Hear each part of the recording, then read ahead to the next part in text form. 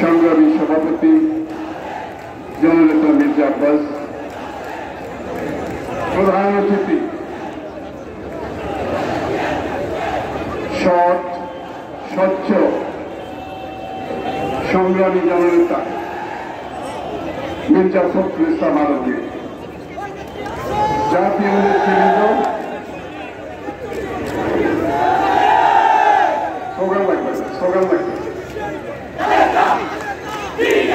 জাতীয় নেতৃবৃন্দ, উপস্থিত সংগ্রামী ভাই বোনেরা, সালাম আলাইকুম। একটু স্লোগানটা বন্ধ করো।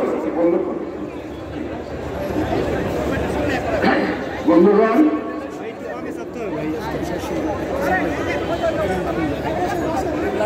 আমেরিকান এর একটা মিউজিয়ামে গিয়েছিলাম। ওই মিউজিয়ামের বাইরে একটা বড় স্লোগান লেখা আছে,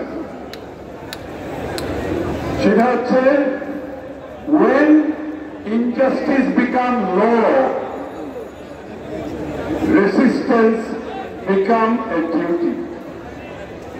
অর্থাৎ যখন অন্যায় আইনে পরিণত হয়, প্রতিরোধ কর্তব্য হিসাবে পরিণত হয়। বাংলাদেশে আইনের শাসন আছে?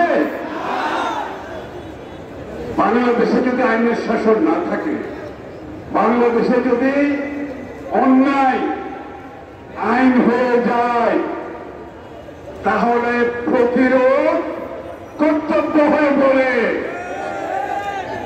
ঠিক আছে? এটা হচ্ছে মূল কথা। যেখানে আইন নাই, আইনের শাসন নাই, মানুষের জীবনের নিরাপত্তা নাই, যেখানে মানুষের ভোটাধিকার নাই, যেখানে মানবাধিকার নাই,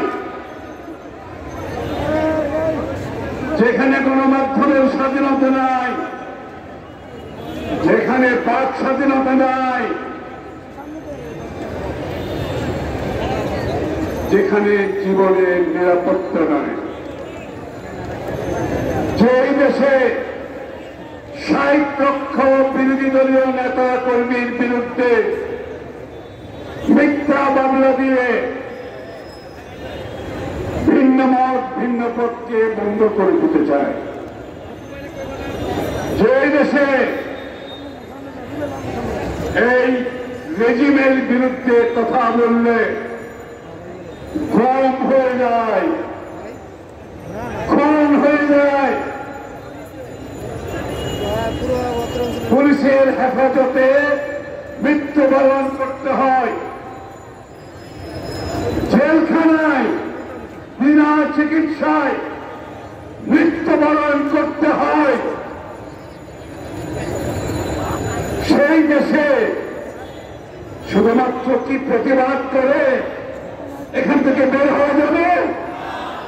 শুধুমাত্র প্রতিবাদের মাধ্যমে বের হতে পারব? তাহলে আমি সেই কথা আবার মনে করিয়ে দিচ্ছি,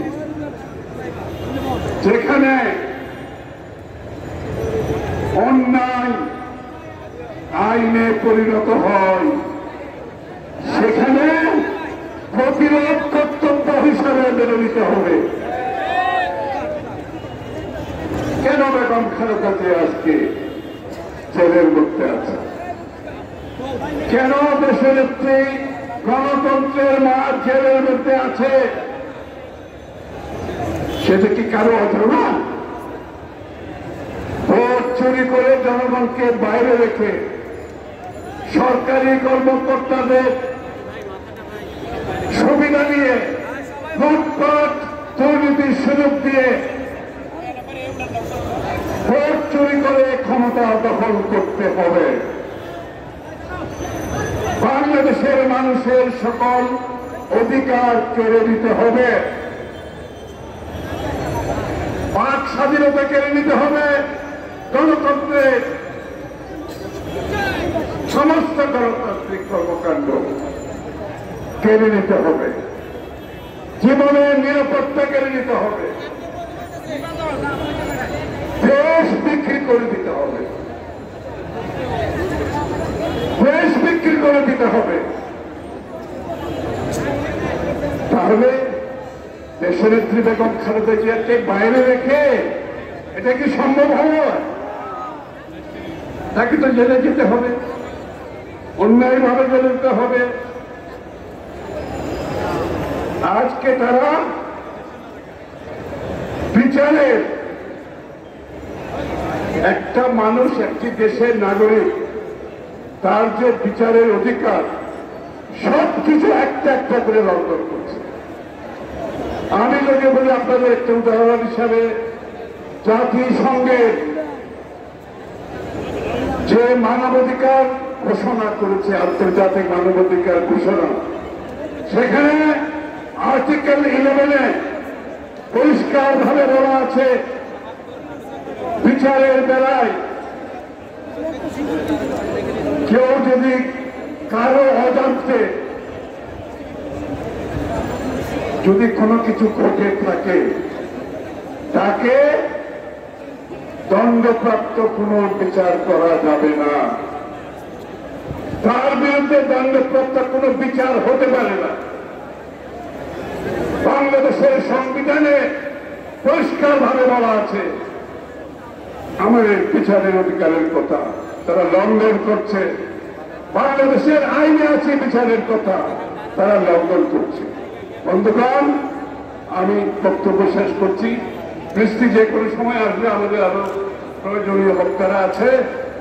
আমি ঘুরে ফিরে যে বেগম জিয়াকে অন্যায়ভাবে ওনার কোন এই মামলার সাথে, এই টাকার সাথে ওনার কোন সম্পর্ক নয়, ওনার অজান্তে এই কাজটি হয়েছে এবং তাকে শুধুমাত্র ভিতরে রাখার উদ্দেশ্য হচ্ছে যে আজকে জোর করে তাদেরকে ক্ষমতায় থাকতে হবে।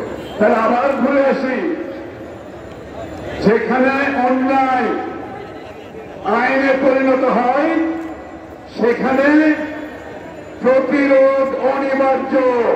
পারবেন প্রতিরোধ করতে, পারবেন প্রতিরোধ করতে, প্রতিরোধের মাধ্যমে খালেদা জিয়াকে মুক্ত করতে হবে। সবাইকে ধন্যবাদ।